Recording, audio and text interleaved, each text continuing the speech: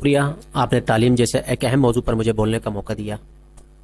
تعلیم اور صحت دو شعبے ایسے ہیں جس میں حکومتوں کو اور ریاستوں کو وسائل خرچ کرنے پڑتے ہیں، اور آج ان پر وسائل خرچ کرنے کا مطلب اپنا مستقبل محفوظ بنانا ہے۔ بدقسمتی سے پاکستان کے اندر تعلیم اور تعلیمی نظام پر خاطر خواہ توجہ نہیں دی گئی۔ میری گزارش، میرا مطالبہ اور میری تجاویز یہ ہے کہ شعبہ تعلیم پہ کم از کم جی ڈی پی کا 5%، کم از کم 5% خرچ کیا جائے۔ اور ایک بڑی رکاوٹ کہ یہ ہے کہ ہم ایک بدیسی زبان کے اندر تعلیم حاصل کرتے ہیں۔ بدیسی زبان یعنی انگریزی زبان کا لازمی نہیں ہونا چاہیے، البتہ اسے آپشنل کے طور پر ہم اختیار کر سکتے ہیں، اور ہمارے یہاں پر جو نظام تعلیم ہونا چاہیے وہ مادری زبان میں ہونا چاہیے، قومی زبان میں ہونا چاہیے، تاکہ بچے پڑھیں۔ نظام تعلیم کی بہتری کے لیے ایک تجویز تو یہ ہے کہ صدر، وزیر اعظم، گورنر، وزیر اعلیٰ، ججز، جرنیل، صحافی، سرکاری ملازمین، تمام تر ان سب کے جو بچے ہیں وہ سرکاری تعلیمی اداروں سے تعلیم حاصل کریں۔ اس سے ایک فائدہ تو یہ ہوگا کہ سرکاری تعلیمی اداروں سے وہ تعلیم حاصل کریں گے تو ان کی خامیاں اور کمی وہ کھل کر سامنے آئے گی۔ جب خامی اور کمی کھل کر سامنے آئے گی تو ان کی اصلاح بھی ہو سکے گی۔ دوسرا یہ کہ ہمارے ملک کے اندر جو کوچنگ سینٹر ہے اور یہ ٹیوشن مافیا، اس کا بالکل خاتمہ ہونا چاہیے۔ یہ اگرچہ غیر قانونی نہ صحیح لیکن غیر اخلاقی ضرور ہے، کیونکہ ہمارے نظام تعلیم پر عدم اعتماد ہے۔ برطانیہ کے سابق وزیر اعظم ٹونی بلیئر کو محض اس لیے استعفیٰ دینا پڑ گیا تھا کہ اس نے اپنے بچوں کے لیے ہوم ٹیوشن لگوائی تھی، یعنی کہ سسٹم میں ان کی خرابی تھی، اور خرابی کو دور کرنے کے بجائے انہوں نے چشم پوشی کی۔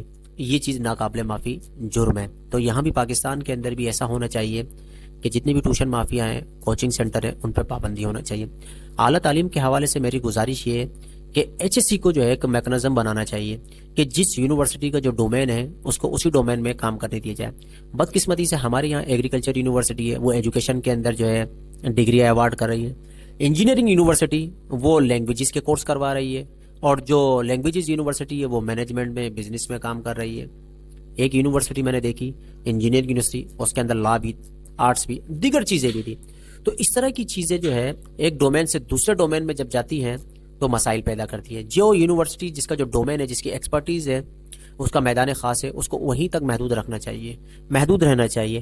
ہاں البتہ یہ ہو سکتا ہے جزوی طور پر اگر اس کے قرب و جوار کے اندر وہ چیز سہولتیں نہیں ہیں تو قومی خدمت کے طور پر وہ کام کر سکتی ہے۔ مثال کے طور پر ایک انجینئرنگ یونیورسٹی ہے، اگر اس کے ارد گرد کوئی آرٹس کی تعلیم کے لیے کوئی ادارہ قائم نہیں ہے تو وقتی طور پہ، جزوی طور پہ اس ایسا ادارہ قائم کر سکتی ہے، چلا سکتی ہے، تاکہ اس کمی کو پورا کیا جا سکتے۔ جب اس کے لیے کوئی باقاعدہ ادارہ موجود ہے تو پھر اس کو جو ہے نا اپنے ڈومین تک ہی محدود رہنا چاہیے۔ دوسری چیز یہ ہے کہ جتنی بھی پاکستان کے اندر یونیورسٹیز ہیں اس کو حکومت پاکستان جو ہے وسائل مہیا کرے، اور کم از کم اتنے وسائل مہیا کریں کہ ملازمین کی جو ہے وہ تنخواہ، مراد، پینشن یہ جو ہے بوجھ نہ بنے۔